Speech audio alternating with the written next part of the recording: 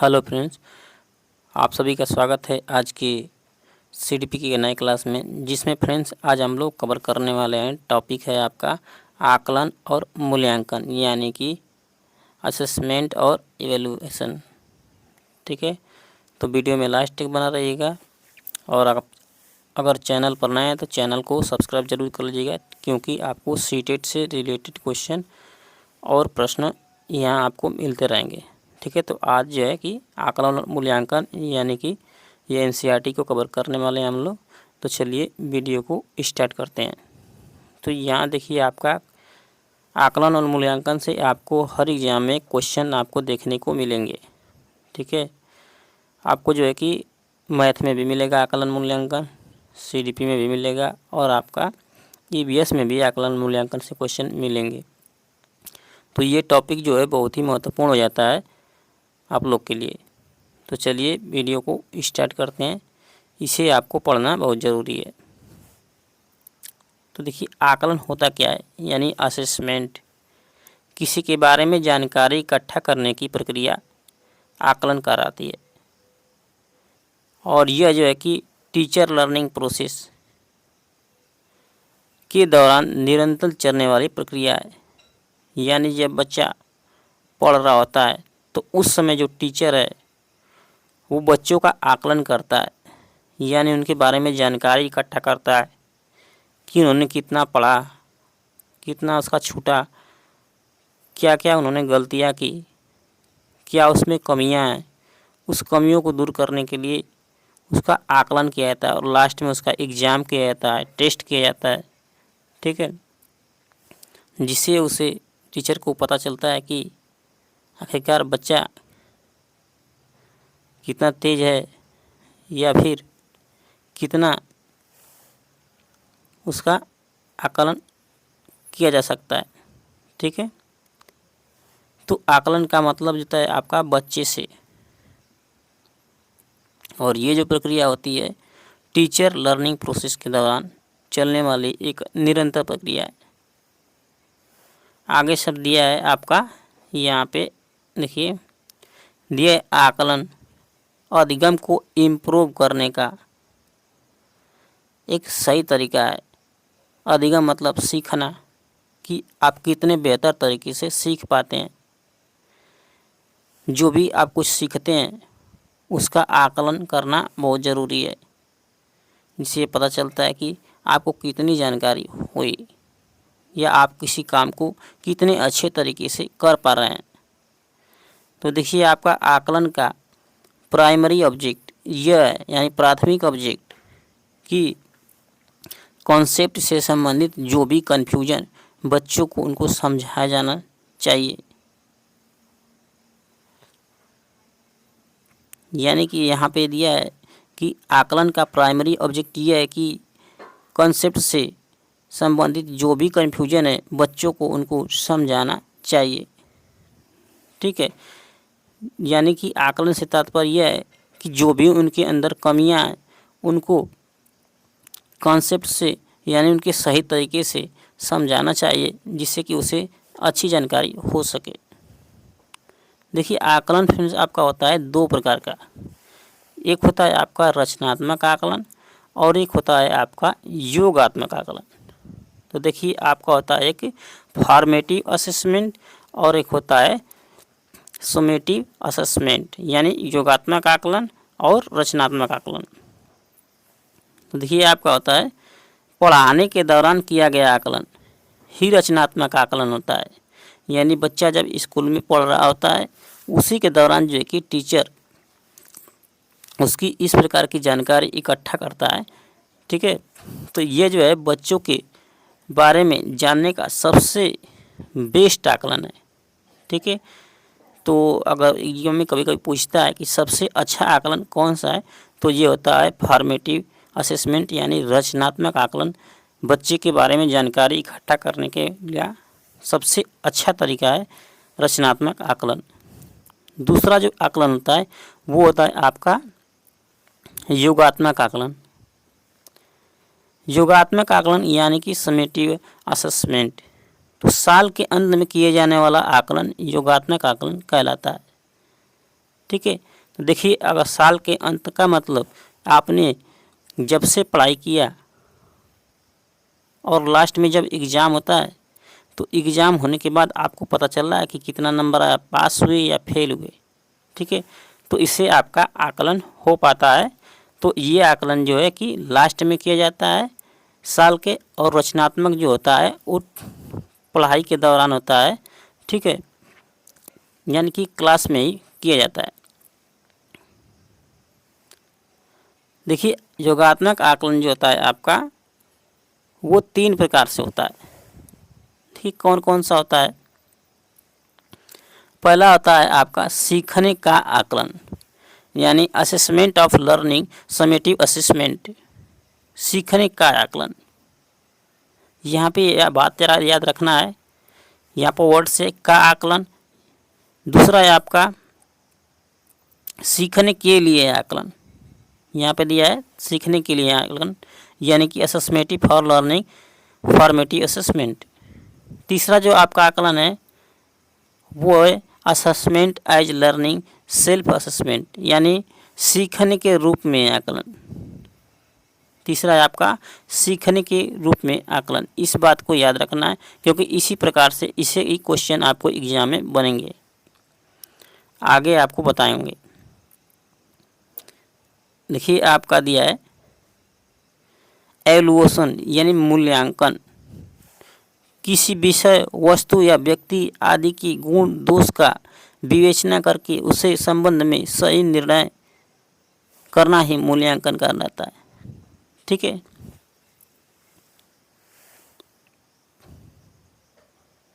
तो आपको समझ में आ गया होगा कि आकलन का मतलब कि किसी के बारे में उसकी जानकारी इकट्ठा करना आकलन, और मूल्यांकन का मतलब होता है उसके गुण और दोष के बारे में जानकारी इकट्ठा करना, जो है कि सही निर्णय करना मूल्यांकन कहलाता है। ठीक है, तो आकलन और मूल्यांकन के बारे में आपको पता चल गया होगा। यहाँ देखिए, आपका आकलन और मूल्यांकन में यही अंतर है। तो देखिए, मूल्यांकन आपका जो है कि 2 प्रकार का होता है,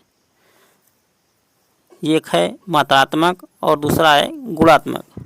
ठीक है, यानी आकलन 3 प्रकार का था, वही जो मूल्यांकन जो है आपका 2 प्रकार का है, मात्रात्मक और गुणात्मक। सॉरी, आकलन जो फ्रेंड्स था 2 प्रकार था, एक रचनात्मक था और एक था आपका योगात्मक आकलन। ने योगात्मक आकलन आपका जो था ये 3 प्रकार का था। ठीक है, तो आपका मूल्यांकन जो है 2 प्रकार का, मात्रात्मक और गुणात्मक, याद रखना है। अगला आपका दिया है सतत और व्यापक मूल्यांकन, कॉन्टिन्यूअस कॉम्प्रिहेंसिव एवल्यूएशन, यानी CCE। सतत एवं व्यापक मूल्यांकन क्या होता है? तो राष्ट्रीय शिक्षा नीति 1986 के अनुसार सतत और व्यापक मूल्यांकन, जिसमें मूल्यांकन के शैक्षिक और गैर शैक्षिक दोनों पहलू शामिल हैं और जो शिक्षा की संपूर्ण अवधि के लिए हो, पर जोर देती है। CCE इसलिए जरूरी है ताकि जल्दी से जल्दी होने वाली गलतियों की जगह कम अंतराल पर होने वाली गलतियों को सुधारना। ठीक है, इसका जो लक्ष्य है वो गलती की जगह कम अंतराल पर होने वाली गलतियों को सुधार करना है। ठीक है, इसका यही है सतत मूल्यांकन का लक्ष्य। जरा आपका अगला क्वेश्चन दिया है कि स्कूल बेस्ड असेसमेंट, इसमें टीचर बाहरी पेपरों की जगह खुद ही अब उनकी क्षमताओं यानी उनकी कैपेसिटी को बेहतर बनाता है। आपका स्कूल बेस्ड असेसमेंट में क्या होता है कि बाहरी पेपरों की जगह जो है कि खुद उनकी क्षमताओं को बेहतर बनाता है। तो ये हो गया आपका SBA। ठीक है, अगला आपका जो टॉपिक है वो है आपका गत्यात्मक मूल्यांकन। देखिए, इसमें क्या होता है डायनेमिक असेसमेंट, यह बच्चों की विशिष्ट अधिगम आवश्यकताओं को समझने में हेल्प करता है, यानी क्या करता है, सहायता करता है, यानी उनकी क्या आवश्यकताएं हैं और उनकी आवश्यकताओं को समझने में जो है सहयोग करता है, हेल्प करता है। अगला जो आपका फ्रेंड्स दिया है वैधता। वैध मूल्यांकन वो होता है जो वास्तव में उसी बात का परीक्षण करे जिसके बारे में वह जानना चाहता है। यानी कि ये जो मूल्यांकन है उसका ही परीक्षण करता है जिसके बारे में आप जानकारी इकट्ठा करना चाहते हैं या जिसे आप जो है कि जानने के लिए उत्सुक हैं। ठीक है, तो इसे कहते हैं हम लोग वैधता। अगला जो आपका है वो है विश्वसनीयता यानी रिलेबिलिटी। यानी आपका कि विभिन्न परंतु एक जैसी परिस्थितियों में किसी प्रश्न, परीक्षण, परीक्षा का उत्तर पूर्णतः एक ही प्रकार का होगा, तो ऐसा मापन विश्वसनीयता कहलाता है।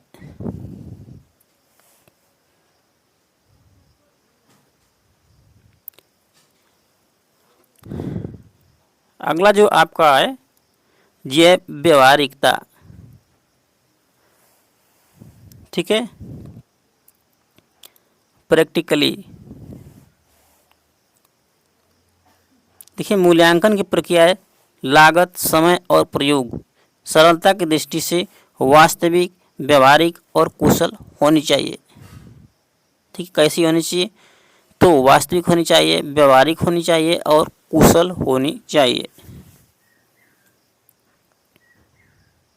किसकी दृष्टि से, तो यह लागत, समय और प्रयोग सरलता की दृष्टि से, ये भी आपको याद रखना है। अगला आपका है वस्तुनिष्ठता यानी जिस मूल्यांकन में एक ही उत्तर हो और परीक्षण का प्रभाव न हो। ठीक है, तो इसमें जो है कि एक ही उत्तर होना चाहिए, यानी कि बंद वाले क्वेश्चन होते हैं। ठीक है, बंद अंत वाले, यानी कि जैसे पूछा जाए कि जो आपके बहुविकल्पीय क्वेश्चन होते हैं, जैसे कि उत्तर प्रदेश की राजधानी कहाँ है, तो 4 ऑप्शन आपका दे दिया, तो उसमें से एक राइट होता है, उसके अलावा सब गलत होते हैं, तो ये हो गया आपका एक ही उत्तर इसमें होते हैं वस्तुनिष्ठ प्रश्न में। अगला आपका जो है व्यापकता। इनमें सारे गुणों का मापन होता है, इसमें सभी गुण का इसमें मापन किया जाता है। देखिए, अगला जो टॉपिक है हम लोग अपने वो है पोर्टफोलियो। ये भी बहुत ही महत्वपूर्ण क्वेश्चन है आपका। पोर्टफोलियो से हर एग्जाम में, सीटेट में आपको पूछता है। ठीक है, तो इसको भी कवर करना आपको बहुत ज़रूरी है। देखिए, आपका दिया है कि पोर्टफोलियो एक प्रकार की फाइल होती है जिसमें किसी बच्चे के एक निश्चित अवधि में किए गए कामों का संग्रह यानी कि कलेक्शन होता है।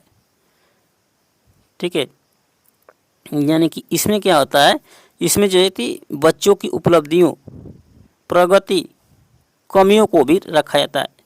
यानी कि बच्चा कितना विकास किया, उनकी क्या क्या उपलब्धियां हैं और उनकी क्या क्या कमियां हैं, उनके गुणों और दोषों को भी रखा जाता है इसमें। ठीक है, प्रगति, उपलब्धियों और कमियों को इसमें रखा जाता है। अगला आपका दिया है इसमें पोर्टफोलियो से बच्चों की महत्वपूर्ण जानकारी मिलती है। व्यक्तिगत, पारिवारिक, शैक्षणिक, स्वशैक्षणिक, सांस्कृतिक और सामाजिक जानकारी मिलती है। ठीक है, कौन सी जानकारी मिलती है, व्यक्तिगत, पारिवारिक, शैक्षणिक, सांस्कृतिक, सामाजिक आदि जानकारी मिलती है इसे। बच्चों के पोर्टफोलियो बनाने का ये उद्देश्य होता है कि इनकी सहायता से उनका मूल्यांकन करना आसान होता है।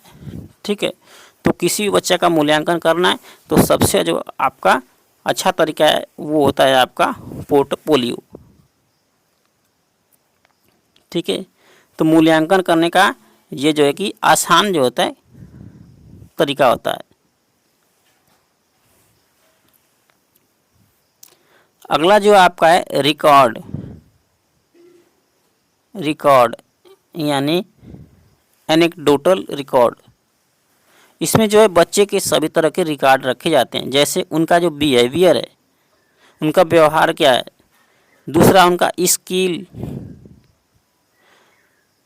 तीसरा है उनका एटीट्यूड आदि, इसमें जो है इनका रखा जाता है। दूसरा उसका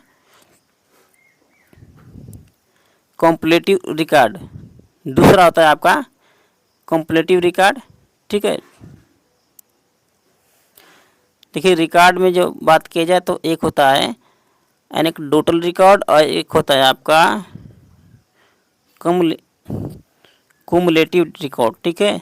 तो कुमुलेटिव रिकॉर्ड में क्या रखा जाता है, ये अभी आपको याद रखना है क्योंकि आपका एग्जाम में पूछता है, क्योंकि पूछेगा आपका कि एनडोटेड रिकॉर्ड निम्न में से कौन सा है, तो बिहेवियर, स्किल, एटीट्यूड इत्यादि और भी इसमें है।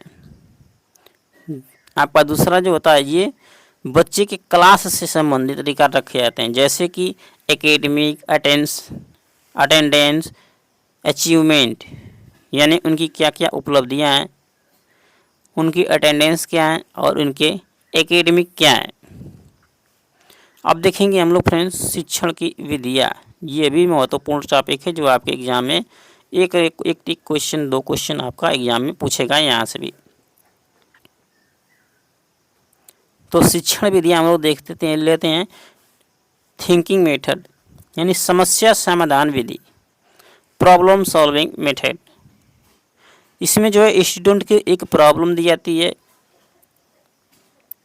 जिसका समाधान स्टूडेंट खोजते हैं और नॉलेज लेते हैं। समस्या समाधान में एक हिंट ये आती है यानी हेल्प दिया जाता है। आगे आपका दिया गया इसमें स्टेप क्या क्या होता है। तो सबसे पहले जो बच्चा करता है समस्या समाधान करने के लिए क्या किया जाएगा, तो पहले समस्या को चुनेंगे कि आखिरकार समस्या है क्या। जब समस्या पता चल जाएगा कि ये समस्या है तो दोबारा पता करेंगे कि आखिरकार वो जो समस्या आई उस किस कारण से आई, आखिरकार कोई कारण रहा होगा जिसके कारण से वो समस्या पैदा हुई। और फिर क्या करेगा बच्चा कि तीसरा नंबर पर समस्या से रिलेटेड इंफॉर्मेशन को इकट्ठा करेगा। भाई जब पता चलेगा उसको कि किस कारण से आई, जब कारण पता चलेगा कि इस कारण से आई तो उससे संबंधित जो है कि रिलेटेड जो है कि रिकॉर्ड जो है आपका क्या करेगा, कलेक्ट करेगा, सूचना जो है कलेक्ट करेगा। फिर उसके बाद समस्या का लास्ट में समाधान करेगा चौथा नंबर पर, और जो है बाद में उसका प्रयोग करेगा, ठीक है। तो ये भी आपको याद रखना है। 5 स्टेज में जो है कि आपका होता है। कभी कभी एग्जाम में आपको सजाने के लिए भी देता है कि समस्या समाधान विधि में जो है कि बच्चा जो है किस प्रकार से आपका ये जो है कि सजावट ये काम करता है। तो आपका ये 5 स्टेप याद रखना है। तो पहले जो है समस्या को चुनता है, समस्या का कारण पता करता है, फिर उसके बाद समस्या से रिलेटिव इंफॉर्मेशन इकट्ठा करता है, समस्या का समाधान करता है और लास्ट में व्यवहारिक प्रयोग करता है। ये आपको याद रखना है।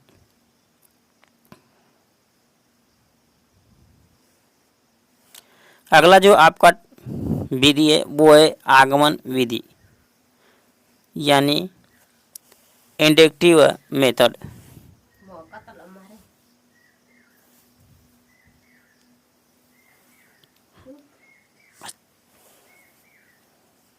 इस विधि में सीधे अनुभव, उदाहरणों तथा प्रयोगों का अध्ययन करके नियम निकाले जाते हैं। यह विधि शिक्षण विधि छात्र केंद्रित विधि है। यह विधि कौन सी है, तो यह विधि जो है शिक्षण छात्र केंद्रित विधि कहा जाता है। इस विधि को जो विद्यार्थियों को कर के सीखने पर बल देती है, यानी कि कौन सी विधि कर के सीखने पर बल देती है यानी स्वयं पर बल देती है।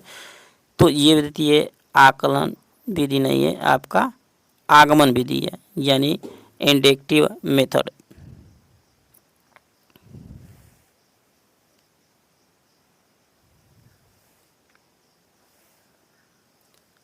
देखिए यहाँ पर दिया है आपका, इस विधि में तर्क करते हुए उदाहरण से नियम की ओर जाते हैं हम लोग, ठीक है। यानी कि पहले बच्चा को उदाहरण बताया जाता है और फिर उससे संबंधित नियम बताए जाते हैं। ठीक है, तो ये आपका फर्स्ट हो गया। दूसरा जो है स्थूल से सूक्ष्म की ओर। ठीक है, स्थूल से सूक्ष्म की ओर। तीसरा है विशिष्ट से सामान्य की ओर ले जाया जाता है। अगला आपका जो है ज्ञात से अज्ञात की ओर, मूर्त से अमूर्त की ओर और प्रत्यक्ष से प्रमाण की ओर। तो ये भी आपको याद रखना है, क्योंकि आपका एग्जाम में ये क्वेश्चन आपका पूछता है।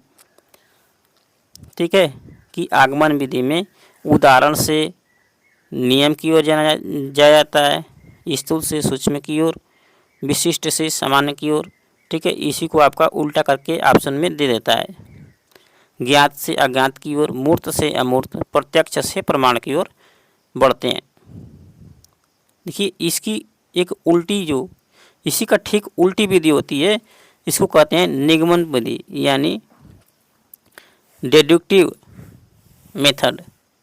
इस विधि में विद्यार्थियों को नियमों का ज्ञान दे दिया जाता है, इसके पश्चात उदाहरण देकर उनके नियमों को समझाया जाता है। यह विधि एक शिक्षक केंद्रित विधि कहलाती है। ठीक है, यानी कि आप जो है कि आगमन विधि को छात्र केंद्रित विधि कहेंगे और निगमन विधि को शिक्षक केंद्रित विधि कहते हैं। इनमें जो है कि शिक्षक ही सारे नियम सिखाते हैं। देखिए, आपका उस विधि का सीधा उल्टा विधि निगमन विधि, आगमन विधि का सीधा उल्टा निगमन विधि। देखिए, उसमें था आपका स्थूल से सूक्ष्म की ओर, तो इसमें आपका सूक्ष्म से स्थूल की ओर। उसमें था विशिष्ट से सामान्य की ओर, इसमें सामान्य से विशिष्ट की ओर। उसमें था आपका अज्ञात से, उसमें था ज्ञात से अज्ञात की ओर, इसमें अज्ञात से ज्ञात की ओर। उसमें उदाहरण से नियम था, इसमें नियम से उदाहरण की ओर आगे बढ़ते हैं। ठीक है, तो आपका इसमें इसको याद रखना है। अगला जो फ्रेंड्स आपका दिया है समस्या समाधान विधि। देखिए, इनमें जो है स्टूडेंट को एक प्रॉब्लम दी जाती है जिसका सॉल्यूशन खोजते हैं। ठीक है, और इसको नॉलेज इसमें लेते हैं। ठीक है, तो उसी का जो शुरू में जो हम लोग पढ़े थे उसी का कुछ इसमें है, इसको हम लोग पढ़ लिए हैं। ठीक है, देखिए, आपका अगला जो विधि है वो है प्रोजेक्ट विधि। प्रोजेक्ट, इसके प्रवर्तक जो हैं किलपैट्रिक हैं।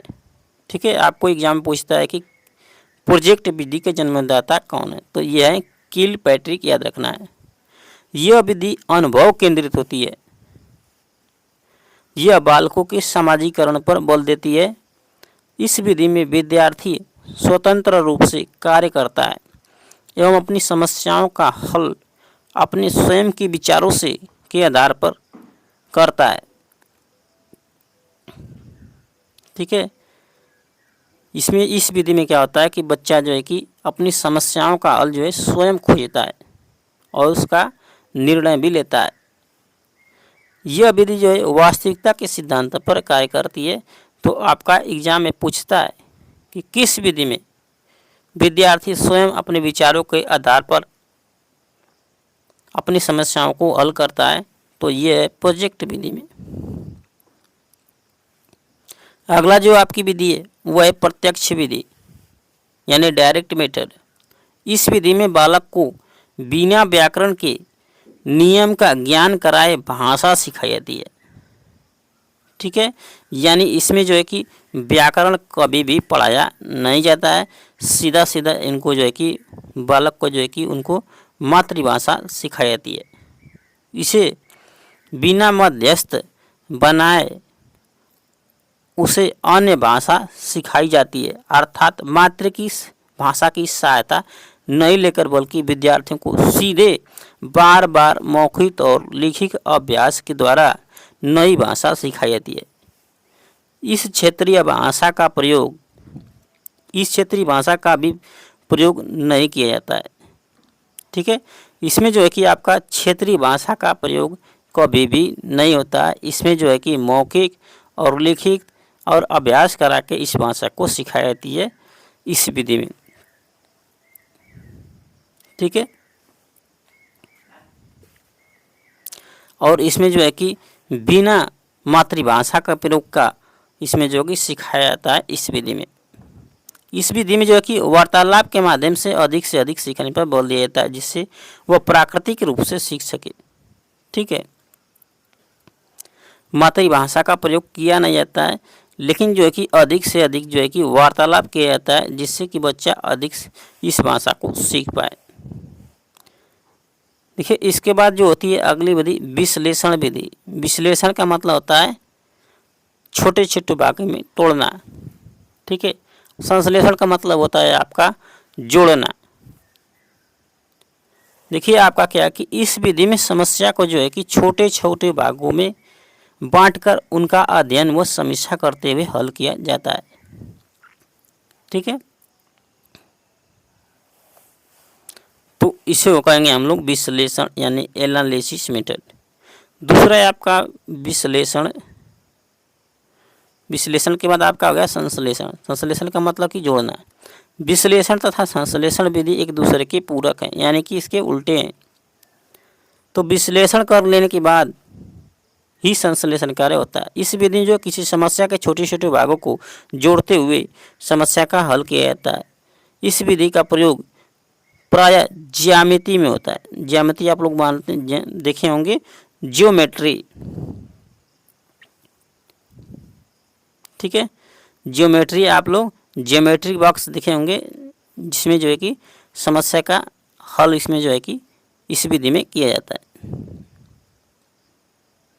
देखिए आपका एक विधि होती है अनुकरण विधि यानी सिमुलेटिव मेथड। इस विधि में जो है कि बालक अनुकरण करके सीखता है, इसलिए इस विधि को अनुकरण विधि कहा जाता है।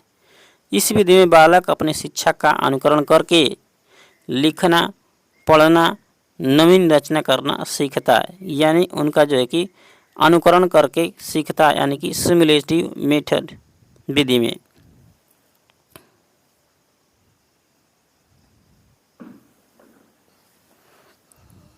इस विधि के अंतर्गत बालक जो है शिक्षक की उच्चारण को सुनकर वाचन करना सीखता है, यानी उनके शब्द को सुनता है और उच्चारण करना सीखता है। पहले शिक्षक बोलता है, फिर जो है बच्चे उनका अनुकरण करते हैं। इस विधि के आधार पर ही शुद्ध उच्चारण को ही भाषा शिक्षण का सर्वश्रेष्ठ गुण माना जाता है।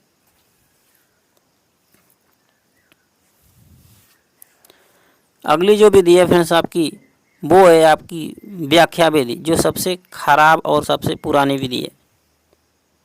देखिए व्याख्यान विधि में क्या होता है, लेक्चर मेथड। यह विधि है किसी तथ्य विषय की व्याख्या की जाती है। व्याख्यान विधि को शिक्षण की सबसे प्राचीन विधि माना जाता है। इस विधि में शिक्षक की भूमिका प्रमुख होती है, इसलिए इससे शिक्षक केंद्रित विधि माना जाता है। यह विधि स्मृति यानी मेमोरी लेवल का शिक्षण अधिगम कराती है। सामाजिक विज्ञान में व्याख्यान विधि का प्रयोग अधिक होता है। व्याख्यान शिक्षण विधि में पाठ्य वस्तु आपका पाठ्य विषय वस्तु के प्रस्तुतिकरण पर अधिक बल दिया जाता है। ठीक है, तो इस विधि में आप लोग को समझ में आ गया होगा। तो व्याख्यान विधि जो है कि सामाजिक विज्ञान में इसका प्रयोग ज़्यादा होता है।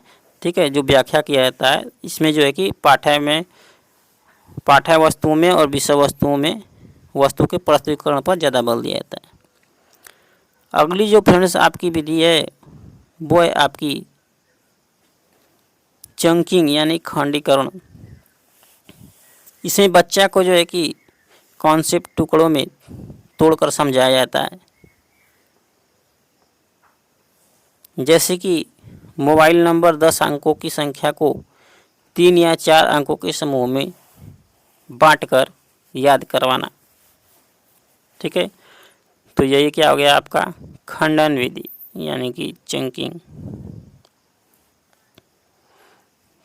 ठीक है, तो यहाँ तक हम लोग फ्रेंड्स इसको कंप्लीट कर लिए। थोड़ा सा टॉपिक हम लोग का बचा था, उसे भी इसी में वीडियो में हम लोग कंप्लीट कर लेते हैं।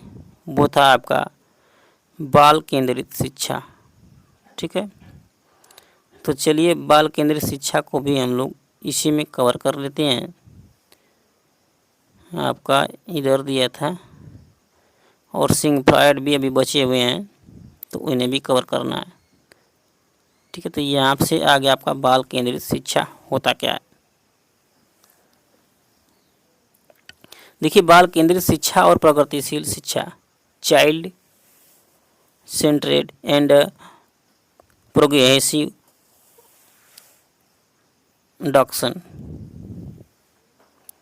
बाल केंद्रित शिक्षा यानी चाइल्ड सेंट्रल एजुकेशन।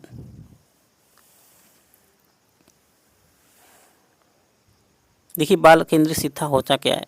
बाल केंद्रित शिक्षा के समर्थक जो है आपके हैं जॉन डेवी। कौन है? जॉन डेवी हैं। बाल केंद्रित शिक्षा एक ऐसी शिक्षा है जिसमें हम बच्चों को केंद्र बिंदु मानकर शिक्षा प्रदान करते हैं। यानी कि सबसे बीच में जो होगा वो बालक रहेगा, और एक तरफ विषय वस्तु रहेगा, और एक तरफ टीचर रहेगा। ठीक है, बाल केंद्रित में बीच में जो है केंद्र में कौन रहेगा? बालक को ही केंद्र बिंदु मानकर शिक्षा दी जाती है।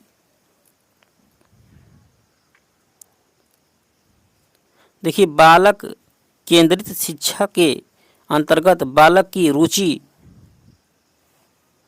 उनकी प्रवृत्तियों और क्षमताओं को ध्यान में रखते हुए, उनकी रुचियों, उनकी प्रवृत्तियों और उनकी क्षमताओं को ध्यान में रखते हुए शिक्षा प्रदान की जाती है। जब हम बच्चों को बाल केंद्रित शिक्षा प्रदान करते हैं तो शिक्षण क्या होता है? रुचिकर होता है। अगला आपका दिया है प्रगतिशील शिक्षा यानी प्रोग्रेसिव एजुकेशन।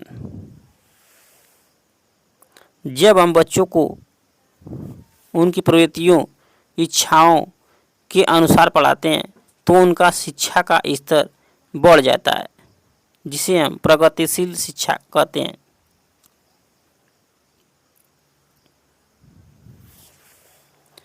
अगला आपका दिया है प्रगतिशील शिक्षा के अनुसार शिक्षा बच्चों के लिए बनी है, न कि बच्चा शिक्षा के लिए बना है। अगला आपका दिया है कि प्रगतिशील शिक्षा से बच्चों का सर्वांगीण यानी ऑलराउंड विकास होता है। प्रगतिशील शिक्षा करके सीखना यानी लर्निंग बाय डूइंग पर बल देती है। ये भी आपको याद रखना है, आपका एग्जाम में पूछता है कि निम्न में से कौन सी शिक्षा करके सीखने पर बल देती है, तो ये हो गई आपकी प्रगतिशील शिक्षा। आपका अगला है प्रोग्रेसिव एजुकेशन में setting arrangement time table fixing होना चाहिए। ये भी आपका पूछता है एग्जाम में कि क्या क्या फिक्स होना चाहिए, तो सीटिंग अरेंजमेंट होना चाहिए यानी बैठने की व्यवस्था, टाइम टेबल यानी समय फिक्स होना चाहिए यानी कि कब आना है और कब जाना है एग्ज़ाम, यानी कि कब स्कूल आना है और कब जाना है, और फिक्स क्या होना चाहिए? फ्लेक्सिबल होना चाहिए। अगला आपका जो है इनमें सहयोगिता पूर्ण अधिगम यानी कलेक्टिव लर्निंग होता है। अकॉर्डिंग टू CBSE यानी CBSE बोर्ड जो है आपका प्रोग्रेसिव एजुकेशन स्किल को सीखें। अगला आपका जो है एक्टिव पार्टिसिपेंट सोशल यानी कि प्रगतिशील शिक्षा में संयुक्त राज्य अमेरिका के मनोवैज्ञानिक जॉन डेवी का योगदान है। जॉन डेवी जो थे एक त्रिध्रुवी यानी कि ट्रिपोलर प्रोग्रेस इस प्रणाली में जो उन्होंने जो नियम दिया उस नियम में देखिए यहाँ पे जो है कि टीचर को बताया कि टीचर जो होता है वो है स्वतंत्र चर है।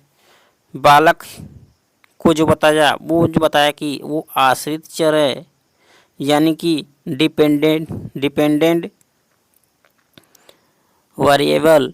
और इसको जो थे टीचर को बताया कि वो है स्वतंत्र चर यानी इंडिपेंडेंट वेरिएबल।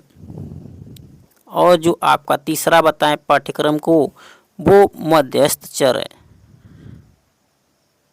ठीक है, जबकि बाल केंद्रित शिक्षा में ऐसा नहीं है, ठीक है। प्रगतिशील शिक्षा में आपका टीचर को स्वतंत्र माना जाता है, बालक को आश्रित और पाठ्यक्रम को मध्यस्थ चर। यानी जो है कि पाठ्यक्रम से दोनों जुड़े हुए हैं, टीचर भी और बालक भी। मध्यस्थ चर आपका हो गया इंटरमीडिएट वेरिएबल, ठीक है।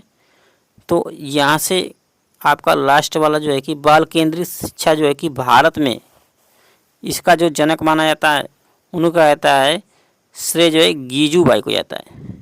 भारत में बाल केंद्रित शिक्षा का श्रेय गीजूबाई को जाता है। एक टॉपिक आपका फ्रेंड्स छूट गया है, इसको हम लोग कवर करेंगे अगले दिन, क्योंकि ये बड़ा टॉपिक है तो इसको थोड़ा सा देखने के लिए हम लोग को अच्छे से इसको देखेंगे। सिंग फ्राइड का जो है कि मनोविश्लेषणात्मक सिद्धांत यानी कि साइको एनालिटिक थ्योरी, ठीक है। तो इसको हम लोग अगले दिन देखेंगे। तब तक के लिए फ्रेंड्स आज की क्लास को समाप्त करते हैं। आपको समझ में आ गया होगा कि हमने जो है कि इस टॉपिक को कवर क्यों किया है, क्योंकि आपके एग्ज़ाम में यहाँ से क्वेश्चन जो है कि सभी जो है कि टॉपिक यहाँ पर आपका बाल केंद्रित शिक्षा, प्रगतिशील शिक्षा, ठीक है, और भी जो हमने टॉपिक बनाया है सबसे इम्पोर्टेंट टॉपिक बनाया है, क्योंकि आपके एग्ज़ाम में यहाँ से क्वेश्चन जो है कि एक एक नंबर दो नंबर करके बनते रहेंगे। तो चलिए आज की क्लास को समाप्त करते हैं यहीं पे।